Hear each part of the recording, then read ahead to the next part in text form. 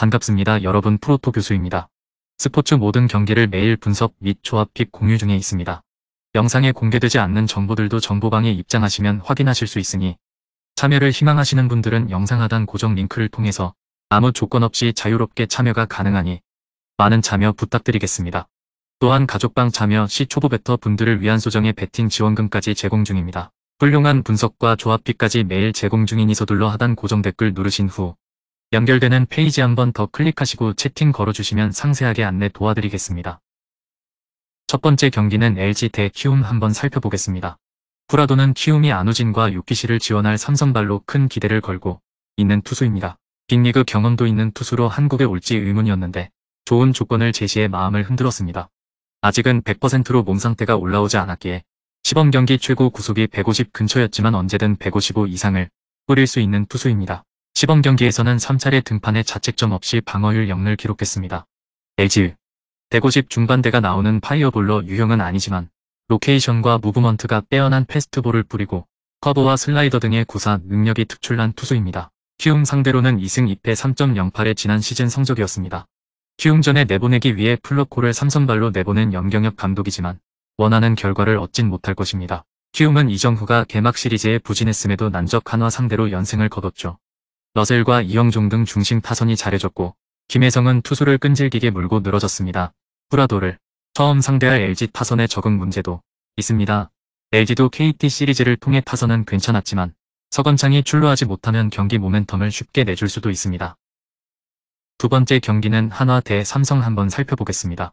원태인은 최근 두 시즌 동안 삼성 국내 선발진 중에서 가장 잘해줬기에 3월에 끝난 WBC에 한국 대표로 참가하기도 했습니다.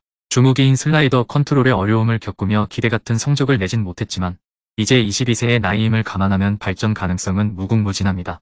140 중반의 패스트볼을 중심으로 슬라이더와 커브 등 3가지 이상의 브레이킹볼을 뿌릴 수 있습니다.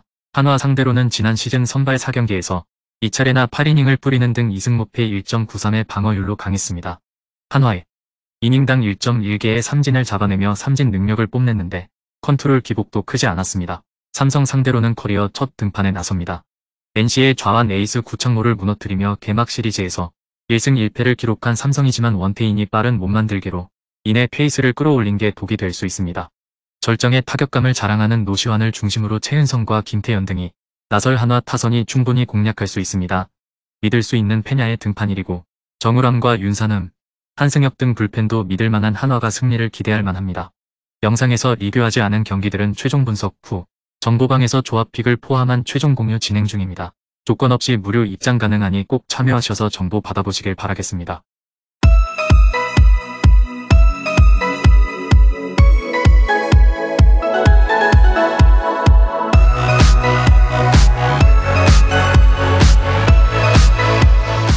세 번째 경기는 기아 대 KT 한번 살펴보겠습니다.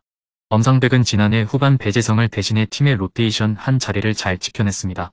옆구리 투수 중에서 가장 빼어난 구위를 보유한 투수인데 빠른 공 외에도 다양한 유인구로 타자의 헛스윙을 유도했습니다.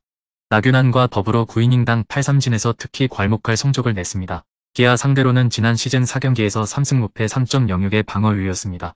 레디나는 검증된 제구형 투수 논린을 포기하며 영입한 우한 파이어볼러입니다. 포심이 아닌 투심을 주무기로 하는데 150 중반까지 구속을 끌어올릴 수 있습니다. 국내 좌완이 좋기에 외인 우완을 원했던 기아가 앤더슨과 함께 영입했습니다.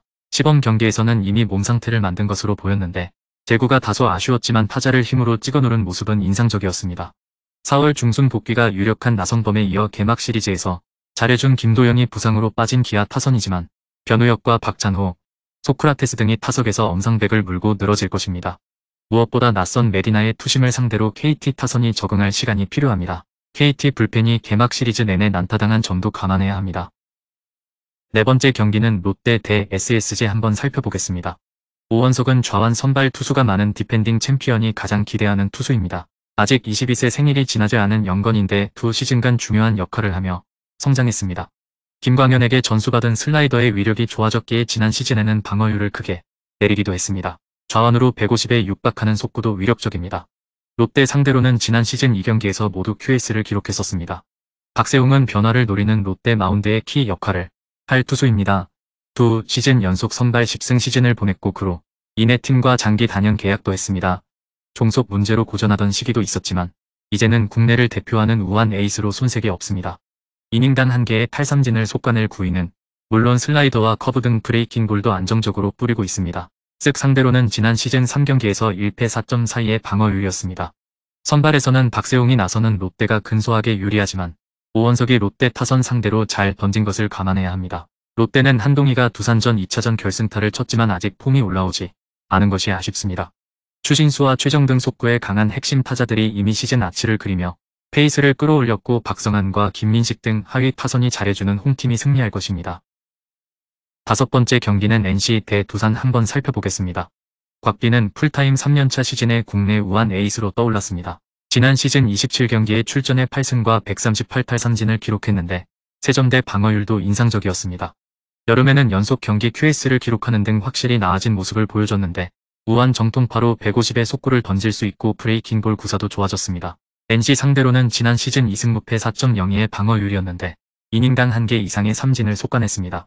송명기는 우승 시즌 팀에서 중요한 역할을 한 투수였는데 지난 두 시즌은 기대에 못 미치는 성적을 냈습니다. 연속으로 100이닝 이상을 소화했지만 방어율이 올라갔고 특히 제구 불안이 컸죠. 상대 타선을 힘으로 누를 구위를 보유했지만 패스트볼 컨트롤과 커맨드는 더 가다듬어야 합니다. 두산 상대로는 지난 시즌 1승 3.24의 방어율이었습니다. 송명기가 이번 시즌 기대를 모으고 있는 건 사실이지만 첫 경기부터 원정에서 두산을 상대하는 건 부담입니다. NC는 홈에서 구창모가 무너지며 초반 플랜이 꼬였는데 타선의 힘으로만 두산을 넘지 못할 것입니다. 양의지와 로하스 등 속구의 강한 타자들이 송명기를 공략할 수 있고 곽빈이 안정적으로 이닝을 소화할 두산이 승리할 것입니다.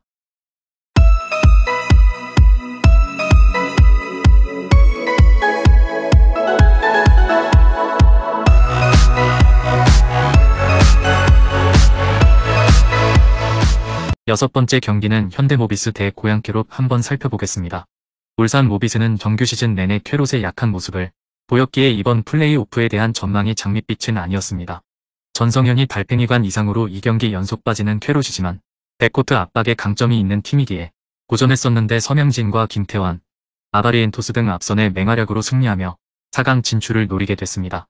프림의 야투 난조가 아쉬웠지만 함지훈이 야투 성공 100%로 16점을 뽑아냈고 백코트의 우위도 있었습니다. 고양 캐롯은 이정현과 로순이 나란히 20득점 이상을 기록했지만 원정 1차전에서 완패했습니다. 21득점을 기록한 이정현이 시도한 3점 8개를 모두 실패했고 김강선을 제외한 주전 4명의 3점 성공률이 0%였습니다. 전성현이 12차전에 복귀할 수 없기에 원정 1승 1패를 노려야 하는데 그다지 쉽지 않아 보이는 게 사실입니다. 김진유와 알레치, 조한진 등 벤치 선수들이 더 적극적으로 공격에 임해야 합니다. 캐롯은 이정현과 디드릭 로슨의 쌍포를 가동해 경기에 나서야 하는데 전성현의 공백이 크게 느껴집니다.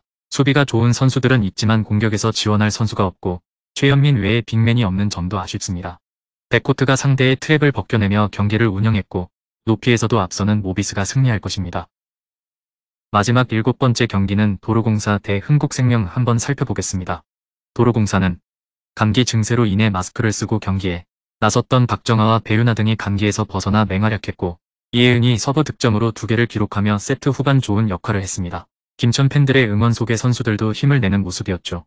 흥국생명은 김연경이 50%의 공격 성공률로 22점을 뽑아내며 맹활약했지만 3차전을 패했습니다.